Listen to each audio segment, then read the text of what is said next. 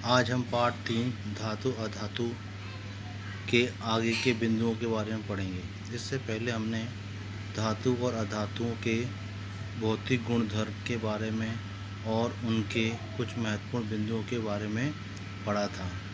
इसके अलावा हमने धातुओं के रासायनिक गुणधर्म में धातुओं की वायु से क्रिया अर्थात ऑक्सीजन से क्रिया पढ़ी थी, जिसमें हमने बताया था कि धातुएं ऑक्सीजन से क्रिया करके ऑक्साइड बनाती हैं और ये ऑक्साइड मुख्य रूप से क्षारीय प्रकृति के होते हैं। आज हम कुछ विशेष प्रकार के ऑक्साइडों के बारे में अध्ययन करेंगे, जिसे हम कहते हैं उभयधर्मी ऑक्साइड। उभयधर्मी ऑक्साइड जैसे नाम से ही स्पष्ट है कि जिसमें दोनों गुण हों, इन्हें उभयधर्मी ऑक्साइड कहते हैं। उभयधर्मी ऑक्साइड की विशेषता ये होती है कि ये अम्ल और क्षारक दोनों से ही अभिक्रिया करके लवण तथा जल प्रदान करते हैं।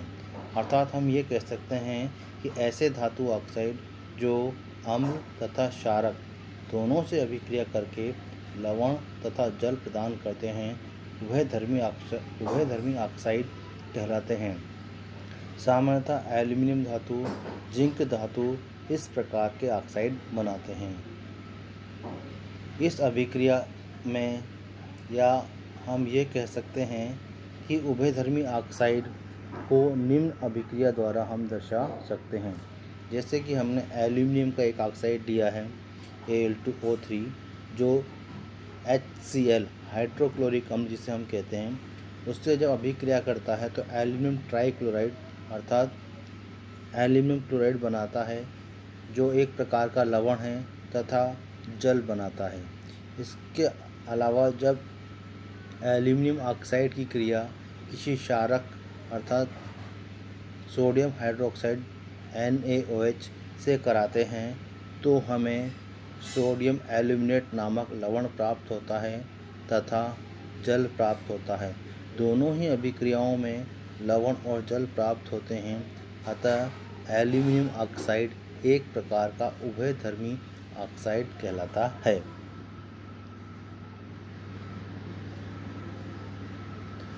वैसे तो अधिकांश धातु ऑक्साइड जो बनते हैं वो जल में अघुलनशील होते हैं, अर्थात जल में विलय नहीं होते।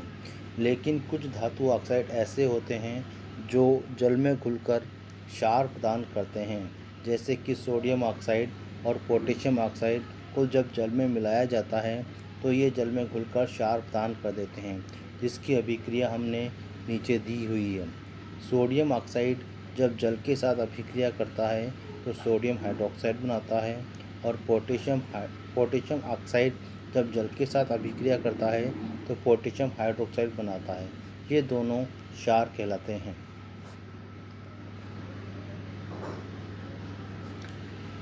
अब हम पढ़ेंगे एनोडीकरण।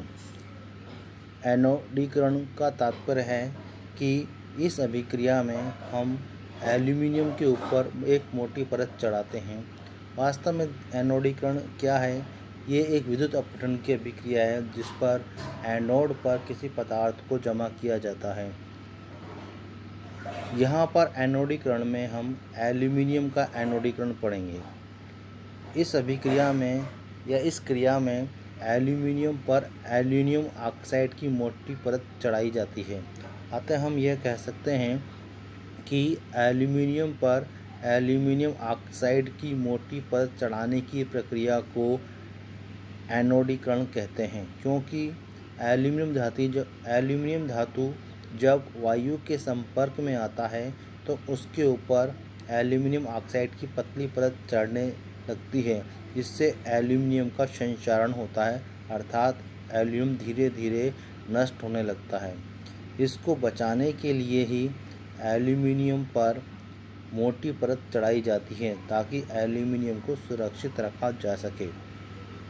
एनोडीकरण के लिए एल्यूमिनियम की एक साफ वस्तु को या एक साफ पतली छड़ को एनोड बनाकर तनु सल्फ्यूरिक अम्ल के साथ इसका विद्युत अपघटन किया जाता है। विद्युत अपघटन के दौरान एनोड पर उत्सर्जित ऑक्सीजन गैस एल्यूमिनियम के साथ अभिक्रिया कर एल्यूमिनियम ऑक्साइड की मोटी परत बना देती है या एल्यूमीनियम ऑक्साइड की मोटी परत चढ़ा देती है। इस प्रकार एल्यूमीनियम की मोटी परत बन जाने से एल्यूमीनियम का संक्षारण कम हो जाता है और इस मोटी परत पर विभिन्न प्रकार के रंगों को कर एल्यूमीनियम से आकर्षक वस्तुएं बनाई जाती हैं। इस प्रकार हमने देखा कि एनोडीकरण के द्वारा एल्यूमीनियम के ऊपर मोटी परत चढ़ाकर उसका संक्षारण रोका जा सकता है। आज हमने कल का जो टॉपिक था धातुओं की वायु से या ऑक्सीजन से क्रिया, उसका ही शेष भाग पड़ा था। अब धातुओं की दूसरी रासायनिक अभिक्रिया के बारे में हम पढ़ेंगे, वो है धातुओं की जल के साथ अभिक्रिया। धातुएं जल के साथ अभिक्रिया करके सामान्यतः हाइड्रोजन गैस तथा धातु ऑक्साइड उत्पन्न करती हैं। विशेष रूप से देखा जाए तो सभी धातुएं अधिकांशतः जल से क्रिया करके हाइड्रोजन गैस बनाती हैं, किंतु कुछ धातु ऑक्साइडों में जल घुलनशील होने के कारण वो धातु हाइड्रोक्साइड में परिवर्तित हो जाता है। यह कह सकते हैं कि कुछ अधिक क्रियाशील धातु ऑक्साइड जल के साथ घुलकर धातु हाइड्रोक्साइड में परिवर्तित हो जाते हैं। जैसे धातु प्लस जल बराबर धातु ऑक्साइड और हाइड्रोजन गैस बनती है। परंतु जो ज़्यादा सक्रिय धातु होती हैं उनके धातु ऑक्साइड जल के साथ पुनः क्रिया करके धातु हाइड्रोक्साइड में परिवर्तित हो जाते हैं।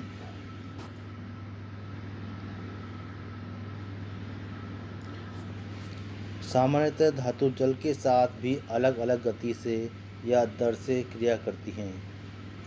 हमने जब वायु की क्रिया धातुओं से पढ़ी थी तब भी हमने ये देखा था कि अलग अलग धातुएं भी वायु के साथ अलग अलग दर से क्रिया करती हैं। उसी प्रकार धातुएं जल के साथ भी अलग अलग दर से ही क्रिया करती हैं। जैसे फर्स्ट पॉइंट हमने दिया है, पोटेशियम और सोडियम जैसी धातुएं ठंडे जल के साथ तेज़ी से अभिक्रिया करती हैं, जबकि कैल्शियम जैसे धातु के साथ धीमी गति से क्रिया करती हैं। मैग्नीशियम धातु के साथ ये गर्म जल के साथ अभिक्रिया करती हैं, अर्थात ठंडे जल के साथ अभिक्रिया नहीं करती।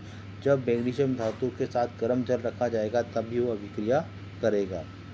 तीसरा पॉइंट, एल्यूमिनियम, आयरन और जिंक ऐसी धातु हैं जो ना तो ठंडे जल से अभिक्रिया करती हैं ना गर्म जल से अभिक्रिया करती हैं, लेकिन यह जल जब भाप के रूप में परिवर्तित हो जाता है तब जाकर ये धातुएं जल से अभिक्रिया करती हैं। जबकि